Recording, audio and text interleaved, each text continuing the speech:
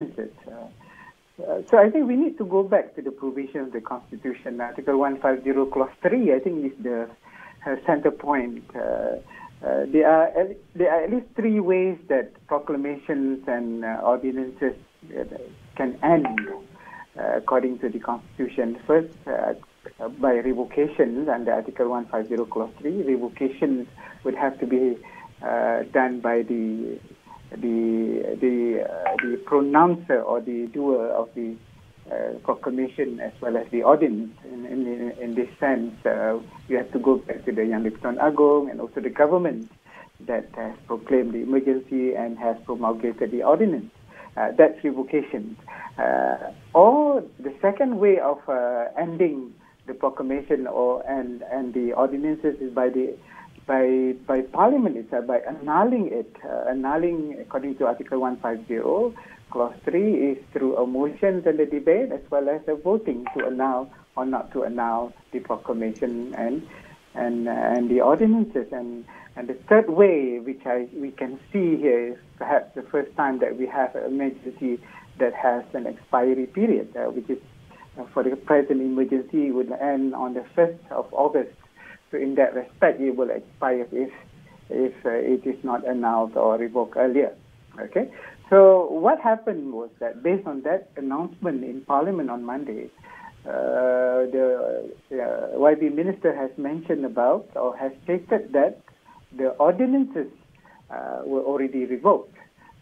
So in that respect, we can foresee or we can conclude that that was an action of revocation within the context of Article 150, Clause 3.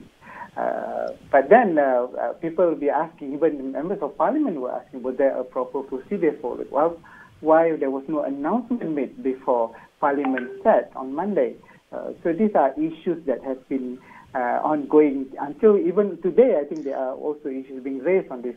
On the issue of revocation. Yeah, so Professor Nick, I wonder if you watching Parliament and the proceedings, and the perception that the Speaker of the House has actually insulated the minister from addressing these very serious questions about the status of those revocations.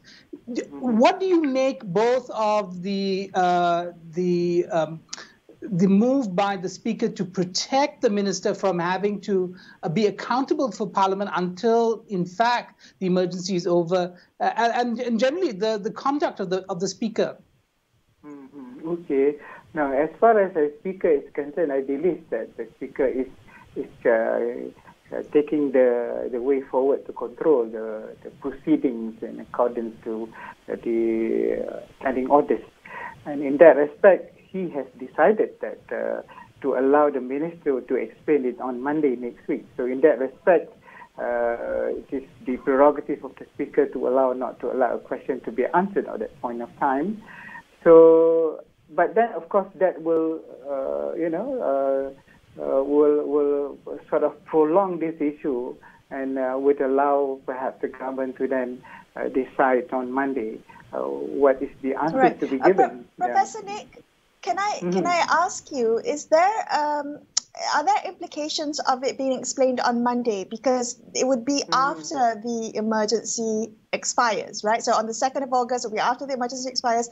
What would be the repercussions or the implications of discussing this revocation or the legitimacy of the revocation on Monday? Okay. Now the proclamation ends on the 1st of August, right? So in that respect, the provision of Article 150, Clause 7 says, among others, that ordinances, if not revoked, would continue to be enforced for 6 months after the end of the emergency and will expire automatically. But if the ordinances are already revoked earlier, so in that respect, the ordinances will no longer effective from the date of the revocation. But then again, of course, the issue of whether the revocation was properly executed or not according to the procedure, for example. So Professor, are we expected, is Parliament expected, and the Malaysian public expected to take on faith what the minister says without evidence of what he claims? Are we just supposed to believe it? Well, I guess the fact that the Speaker allows the Minister to answer the questions on Monday, then that evidence will have to be presented on Monday, or otherwise then the Minister would then lose the confidence of the House. Yeah. All right. Okay. Thank you for explaining to us. Just wanted to also highlight the fact that tomorrow is the very last day that Dewan Rakyat sits in the special sitting before the emergency expires. So that will be an important day to watch. Thank you so much, Professor Nick, for joining us on the show tonight. That was Professor Nick Ahmad Kamal of IIUM. We're going to take a quick break here and consider this, but back with so much more. So stay tuned.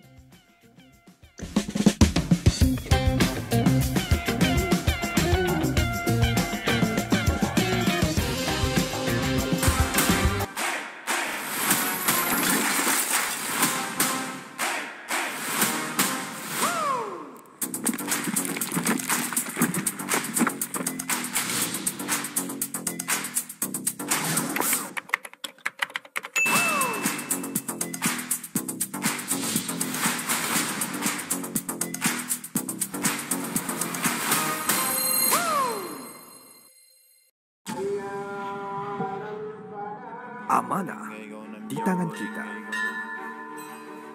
Adat, budaya dan semangat menjadi kesinambungan perpaduan tanah air yang tercinta. Berteraskan adab yang terpahat di jiwa dan raga. Marilah bersama kita membina negara Malaysia. Semua yang terjadi adalah berita, tetapi tiada siapa yang boleh bawakan yang terkini dan tergempar seperti kami. Dilihat hanya memberi wang tanpa matlamat yang tepat. Dia tidak melakukan apa-apa kesalahan. Untuk mendapatkan jawapan yang bermakna, kita perlu soalan yang tepat. Amat sedih dengan apa yang berlaku ke atas. Tiada ruang untuk berita palsu. Negara kita telah merekodkan kes harian baru sebanyak hanya fakta yang diberikan. Amat penting untuk meneruskan perjuangan negara melawan pandemik ini. Sentiasa memastikan suara anda, suara rakyat didengari. Kenapa? Membawakan apa yang penting di mana sahaja anda berada. Kerana kita hendak putuskan rantaian jangkitan. Belanjawan dan pendekatan bertemakan survival ini secara keseluruhan. Teruskan bersama kami, Astro AWANI, saluran berita yang paling dipercayai rakyat Malaysia. Kita berhadapan dengan situasi pandemik yang agak luar biasa. It's self-control.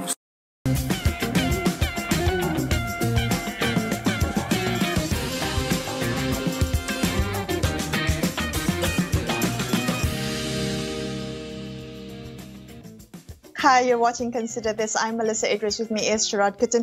We're discussing what happened in Dewan Rakyat today, day 3 of the 5-day special parliamentary sitting, which saw MPs briefed about the National Immunisation Programme.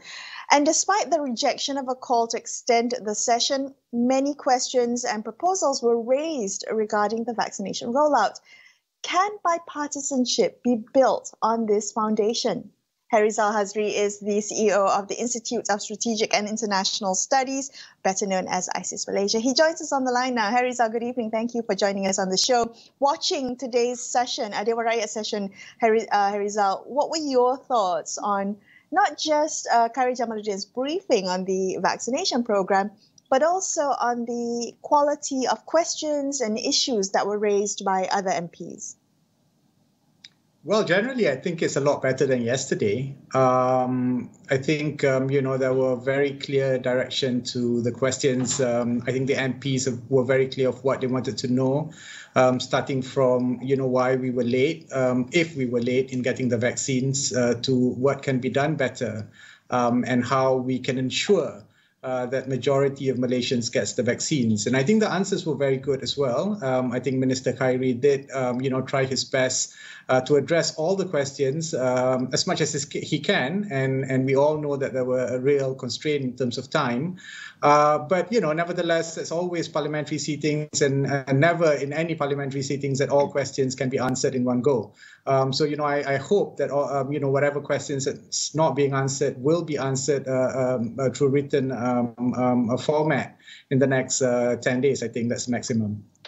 Herizal, do you think, talking about the restrictions of time, and those are self-imposed, or rather imposed by the Speaker of the House, do you, because his conduct has come in for quite a bit of comment over the last couple of days, what do you make of that? Well, I'm not entirely sure why the sessions can't be prolonged, to tell you very frankly. First of all, I don't necessarily understand, exactly the parliamentary acts and laws and what can and cannot be done. Obviously, I heard from the opposition camp that the Speaker has his rights, to extend the sessions. On the other hand, the Speaker says that he can't extend the sessions. I'm not entirely sure why. But I wouldn't, be bothered by that too much. I think what's really important is that, the Member of Parliament understands that this was going to be the case before they step into the seating, the sessions. And I think it's important for them to strategize because, you do come in blocks. So the opposition would have the opportunities to actually put all these important questions ahead and try and minimize on the interjections, and get what is important to be out.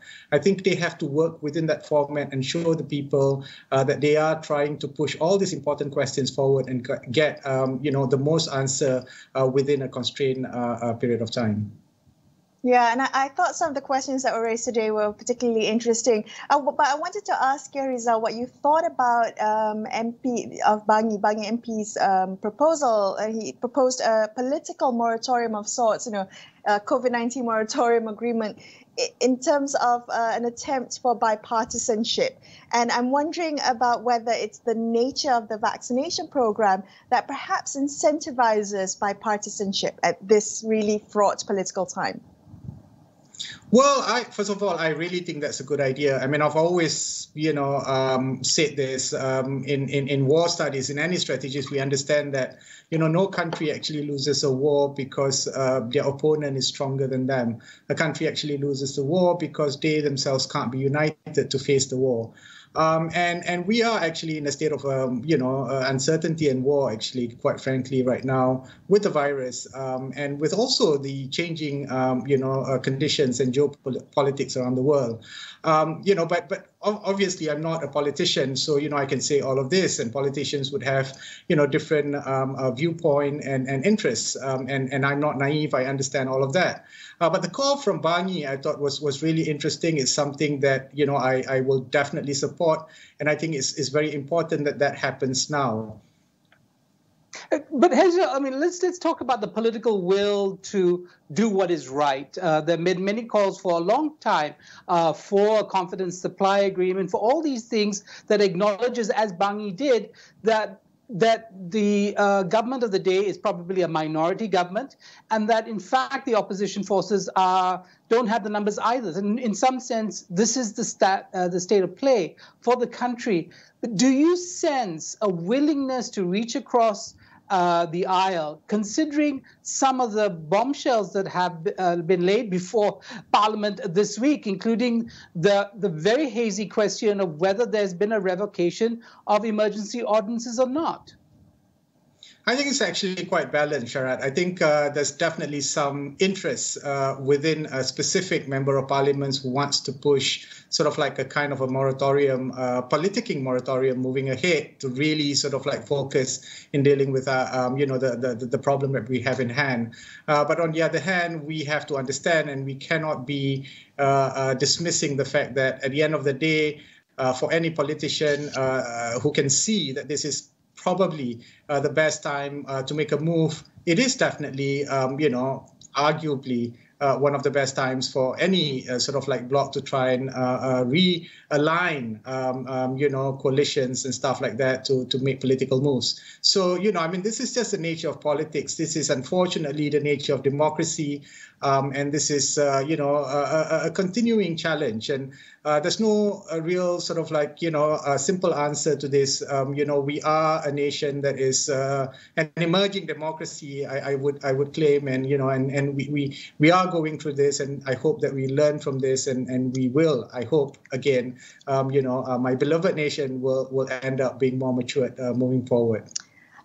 And speaking of that, I wanted to ask you about not just kind of domestic perception. I mean, we have the best intentions for our country, but looking at the international headlines, the international perception of Malaysia, and it's not very complimentary. You know, there have been reports or opinions written that Malaysia's parliamentary democracy is unstable, is dysfunctional. What do you make of that? I mean, should we be paying attention to what headlines are writing about, or international headlines are writing about Malaysia? Is the international perception important? Well, sure. I think we need to, first of all, I think we need to pay attention, because we need to understand to a certain extent what's the perspective of people outside Malaysia looking into, Malaysia, looking at us and looking how we conduct ourselves. But I don't think we should be bothered by it too much. I think, I always say that, the media, the news industry is also, a huge business. I don't mean to say it in a bad way. The thing is that, no news sometimes is good news. So, you can't be writing about, things are nice and, But okay, let's put it this way. What about the many chambers of commerce, the Japanese, the Germans, who've come out to express concern about the management of COVID, and especially how it affects businesses? I mean, isn't that something? I mean, you can dismiss the media, but can you dismiss the chambers of commerce?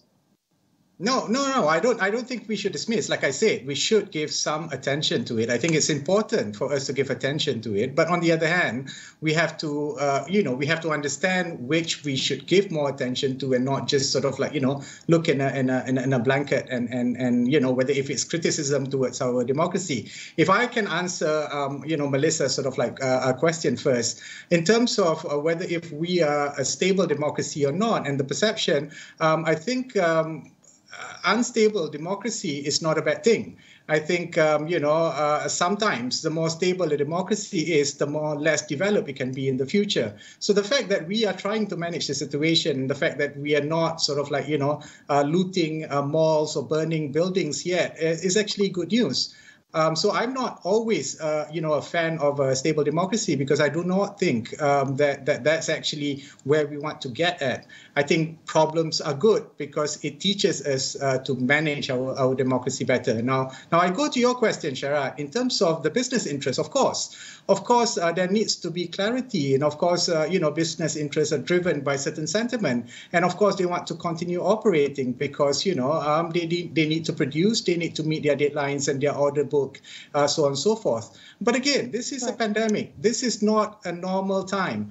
And I think, as much as the business interest is actually concerned about uncertainty of regulations in Malaysia, the business interests are also concerned about uncertainty of regulations in Indonesia, in Vietnam, in Thailand, right. And all these countries has huge FDI. So I wouldn't think that Malaysia is specifically isolated, and the business communities are complaining just about Malaysia. Right. Sorry, a bit long-winded. Thank you, Herizal.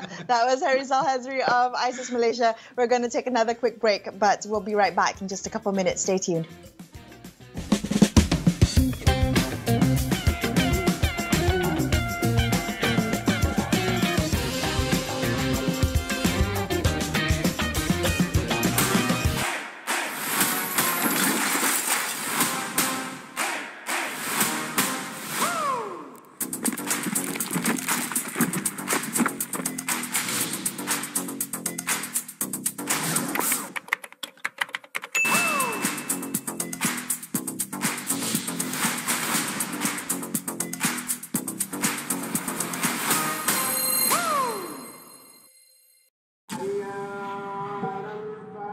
Amanah di tangan kita.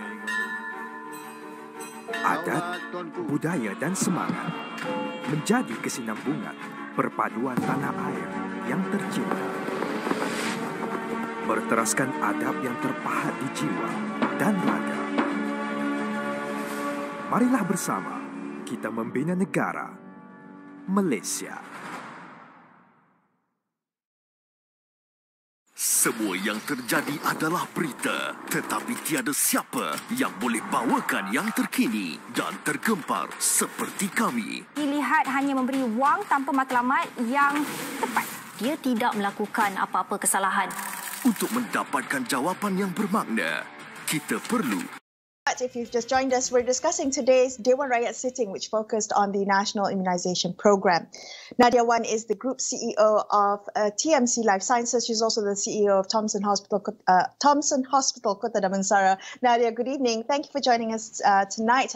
MP of Bakri, Yobiyin, in Dewan Rakyat today raised some interesting questions about PPVs, particularly the government's focus on creating mega PPVs. I'm wondering what your thoughts are on the trade-offs that come with large-scale PPVs in the vaccine rollout. I mean, you've got, on one hand, vaccinating lots of people, but on the other hand, creating large crowds of people. Yeah, well, I think that mega PPVs, I mean, the government is balancing the risk. And we see that these mega PPVs are actually being set up in areas where we need to vaccinate a lot of people very quickly. So don't knock the mega PPVs. I think like without them, we would not be able to accelerate the vaccination process as fast as we could. And vaccination is really, really key with the spread of the Delta variant. Particularly, I think we can see now Operation Surge Capacity in Klang Valley. We really need to get a lot of people vaccinated very quickly. And it would be impossible to do so without the mega PPVs. So yes, I mean, there is that concern about PPVs being sources of infection, but realistically, in order to logistically vaccinate that many number of people in hotspot states such as in Selangor, in KL, and also in Johor, I think that there has been no choice but to actually go with some mega PPVs and then the rest being taken up by smaller PPVs. Right. Nadiah, there is a question, though, of time, right? I mean, once a person's vaccinated, it actually takes weeks for effective immunity to build up. And with the Delta variant, you actually need the second dose and time after that second dose for to be fairly safe from getting severe COVID. So when you think about, surges and spikes in numbers, shouldn't, in fact, the large-scale vaccination be happening where the spikes haven't come yet? Well, I think that, it takes about 2 weeks, and we can see, right? So the first dose, you get about, a little bit, slightly less than 40%. Second dose then gets you to a more respectable, like 80 plus to 90%. So a little bit of coverage, it's still better than nothing. And I think it's perfectly logical to try and vaccinate the people who are in the red zones, because the reality is that without that, the healthcare system will not be able to cope.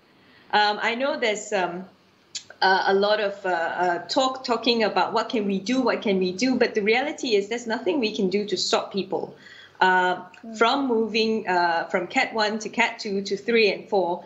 And the only answer is vaccination. The only drugs that we have that that's being used right now is to actually stop that progression to Cat 5. But there's nothing we can do to stop people from falling into Cat 3 and 4 aside from vaccination. So it's really important because Category 3 and above, we need to start admitting them and providing them oxygen. It's just not feasible for people to be given oxygen in a home setting because there are a lot of complications that come with that. And so the only thing that could really help the healthcare system from continuous collapse is to actually vaccinate as many people as possible in the shortest period of time. And I believe that they have already considered that in kind of shortening the duration between the first and second dose and trying to get as much coverage as possible. Right. Another issue that was raised in Parliament today, Nadiah, were concerns that Malaysia is quite slow in procuring vaccine supplies. And, given that we're likely going to have a lot more drug procurement in the future, what with booster shots and therapeutics and cures on the horizon, I'm wondering what you think we policymakers should be keeping in mind, lessons that we could learn from previously and, what we can do better in the future. Well, I think we did a few things right. We definitely started talking early. We are relying on technical expertise to give advice on whether we should vaccinate certain populations. So very clearly, I think that the NPRA has played a very big role in advising the government in terms of how to plan the vaccination. Things I think that could have been done, and perhaps something that we need to review, is that the legislation and the process in which we follow to do things, for example, emergency use approvals, maybe we should follow a principle that if it's already been approved by WHO, then we can have a fast-track authorization. So perhaps after this, it would be good to look back at the legal and regulatory framework that we have and whether or not we can actually improve on those so that we have a faster and quicker response in the event of a second pandemic and not having to rely on emergency ordinances all the time. All right. Thank you so much, Nadiah, for joining us tonight. That was Nadiah, one of Thomson Hospital, Kota Damansara. That's all we have for you on this episode of Consider This. I'm Melisa Idris. And I'm Sharaad Kuttan, signing off the evening. Thank you so much for watching. Good night.